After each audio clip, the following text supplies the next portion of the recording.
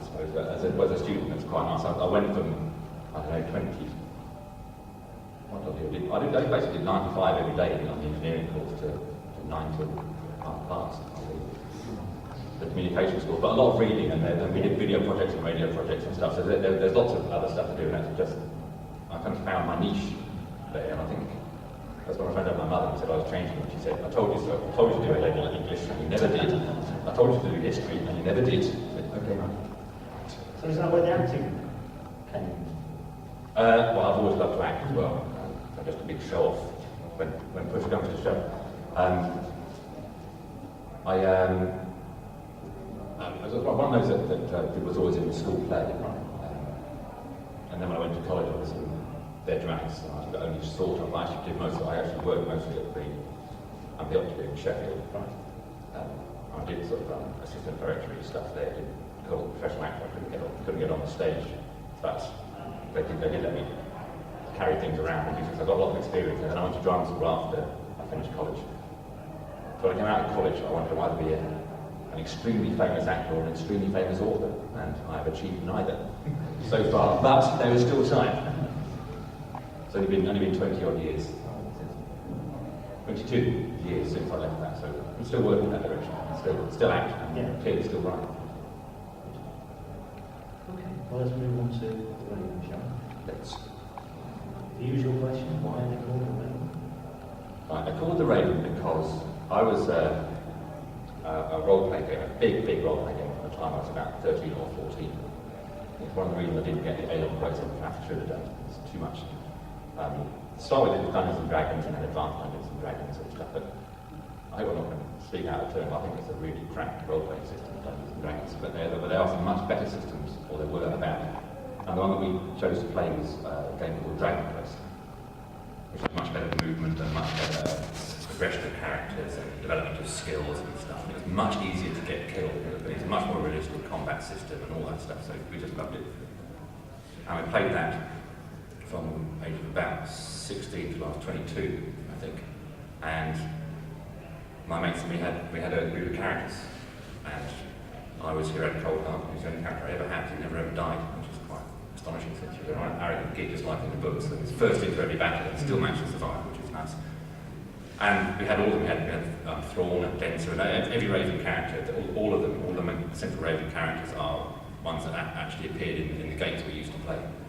I just love the dynamic that we had as a group of friends playing the game, the characters that grew up.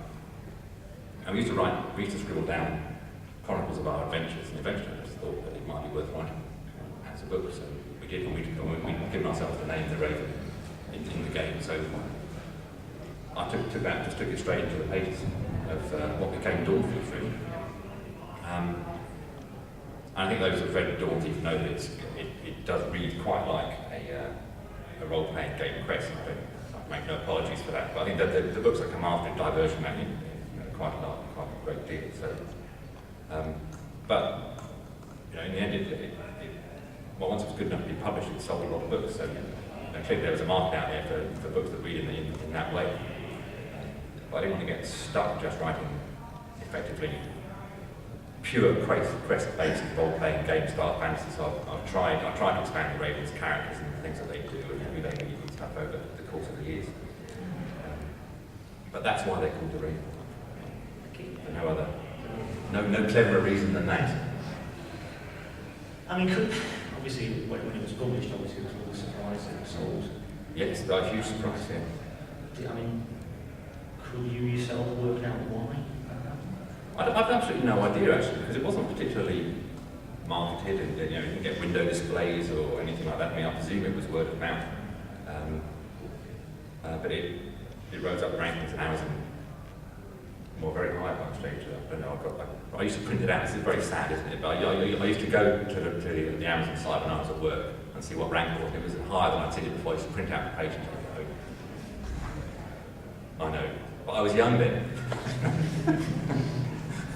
And it got up to 18 or something, which isn't bad.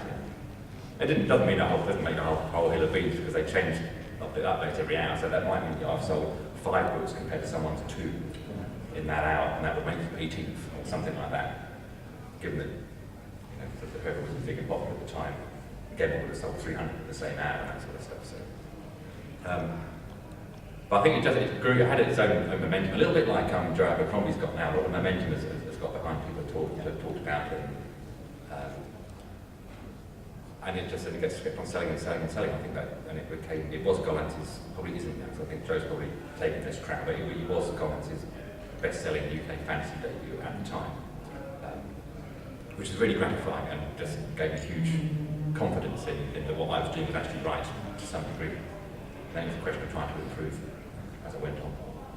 But very different dynamic writing the second book, because then I had a contract and had to write, and they told me when to send it in and stuff, and that gave its own pressure. But you know, funny, they talk about the second book being much harder to write than the first. I actually didn't find that. I found the third one much harder to write than the previous two.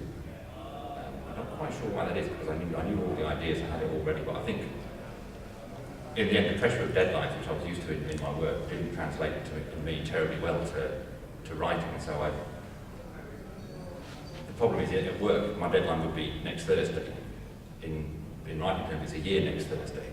So you kind of stick your feet up, put your hands behind your back, and think, oh, that's nice. Look, I'm an author. Go down the pub and be an author and that sort of stuff. And no one knows who the hell you are. It's just this smug git in the corner, pretending to write notes and stuff. And I think what I didn't do was enough work. And so then it became very difficult. Then it's very difficult to catch up. And all of a sudden you think, Christ, I've got to get this thing in 3 months' time. I've only written 10,000 out of 150,000 words, and I haven't read any of those 10,000 words either, so I don't even know they're any good. And I've got these spidery notes from when I was drunk in the pub, and those might be good, but I can't actually understand them. So it was a bit chaotic, and so I had to kind of rein myself in and become sensible and not go out, sit at home on weekends and work. So very glamorous, as you can tell. But I had a full-time job. So I mean, I was going to move on to that. I mean, how did you manage that in terms of holding a job and etc.? Well, once I worked it out, for the first 3 books I was Monday to Friday, but I actually gave up a day when I signed the contract for the second 3 regular books, so I actually had Monday at home to work, in inverted commas.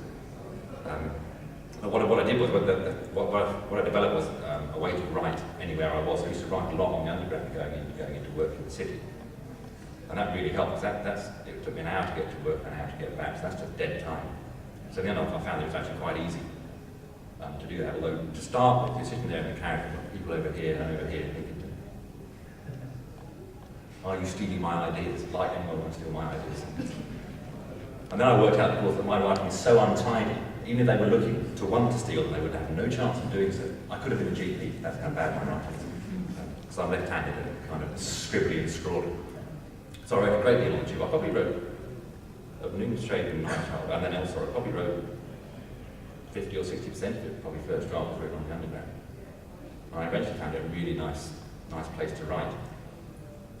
And then it became really, really important to get a seat. And yet, elbowing old ladies out of the way. And I'd stand up, sometimes you have to stand up sometimes, you get on a busy tube and you're there with it, stuck against the door like this. And there's someone sitting on a chair, doing nothing. I could be doing something on that chair. Get up. But of course you can't. Well, you could, but I'm just not big enough. I'll probably get beaten up or something, so I decided not to. So you guys kind of sit there going, and hope they'll just get the message and move through. So the underground, very good. And then I found sitting in the park was good, then I found sitting in the pub was good, or the coffee shop was good. And that really helped, because what I wasn't able to do was sit in front of the PC, and that's still the same today. I'm not terribly good at doing new work straight onto the PC. So I've always found enough, except now. It would be quite rude to be writing notes at this stage. I was going to ask that.